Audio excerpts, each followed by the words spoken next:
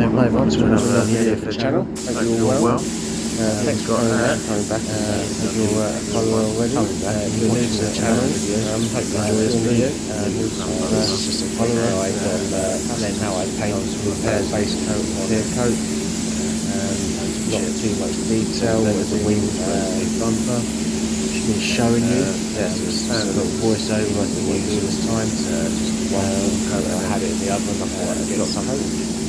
I'll do this one for you guys just to show you how I do, especially with bonnets. Not always good so bonnets, overlapping. This one's just a BMW X1. It's an older shape. It's a wet coat.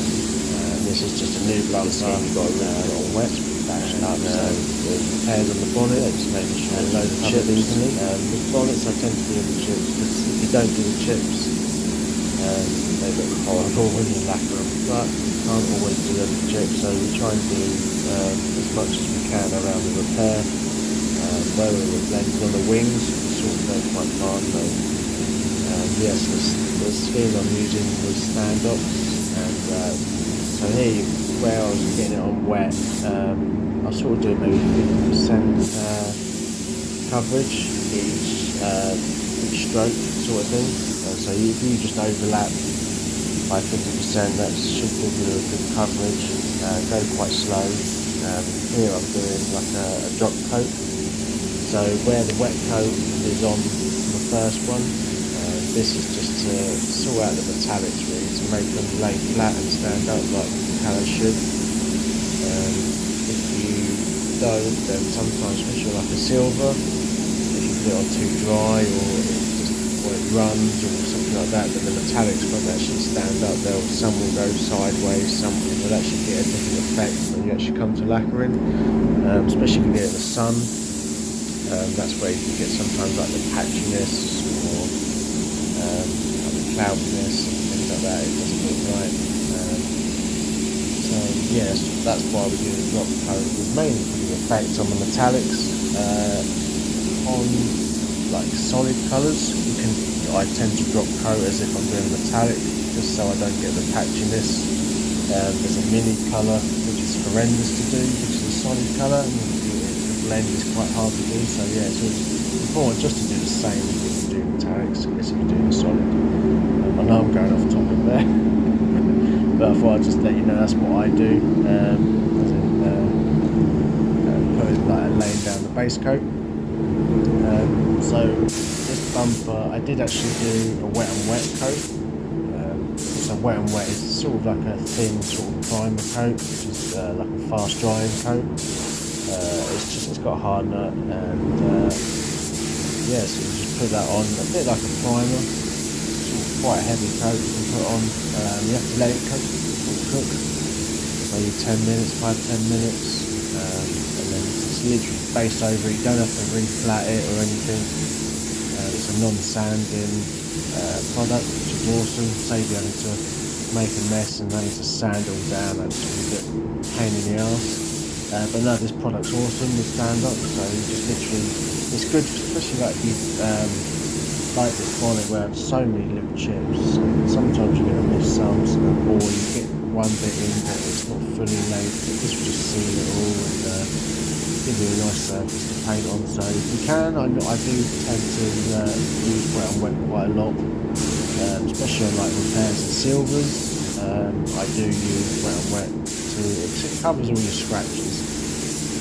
Sometimes you miss it if you're going quite quick. Where we're quite a high turnaround shop, so I sort of do. I can't spend a whole day on a bumper or a whole day on a bonnet. It's just not cost effective. So you do work at quite a quick pace, and these sort of things is what sort of helps you. I mean, it's not cheating or things like that. It's just another way of. I suppose it is sort of. It does help, but it's no different than me putting another bit of stopper or a bit of filler in a tiny chip. Yeah, it just helps you get that little bit quicker, and you're getting a full surface flat finish, which is perfect for base coat. So yeah, I really do. If you haven't used wet on wet, I do advise it. Like, it's awesome if you can get it.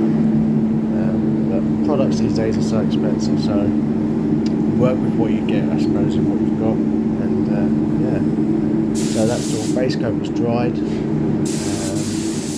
With bonnets, I tend to go to the edge at the top if I can. In certain colours like silvers, I find, or like lighter colours. If you just do like the front edge, maybe I'm just not very good at the blending on the bonnet. But I find sometimes it's quite hard to flick it into the middle of the bonnet, so I find saving myself any problems or troubles or heartache or worrying what it's going to look like with lacquer on, I just tend to go to the edge of the top of the bonnet.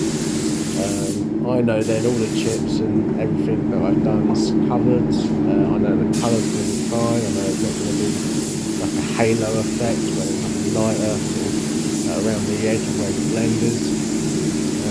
But yeah, just the advice, if you can do it, go to the edge. I'd go to the edge for the sake of it. If you're good at blending, then yeah, it works. You keep doing it. But yeah, that's the way I do it. Saves me a lot of problems or future problems if I can. But so now I'm lacquering. This is just the stand dogs. We use all stand dogs for paint. I find it's the best way. Then these products are scientifically made for each part, so it's best to use one sort of make.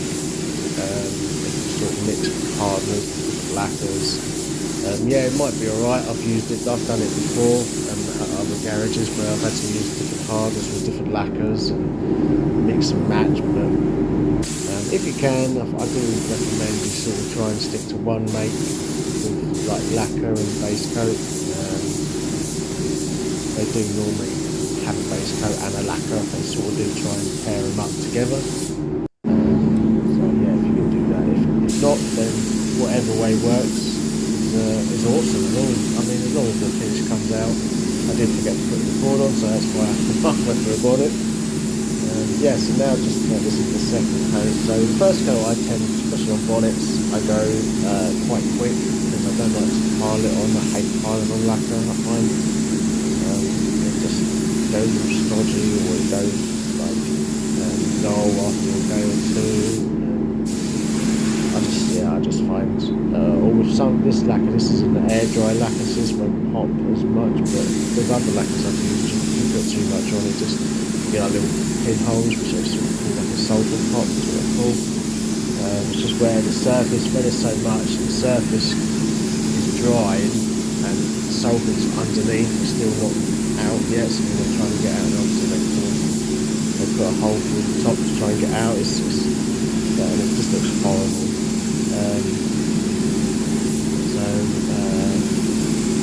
This is the second full coat, and this is still at 2 bars.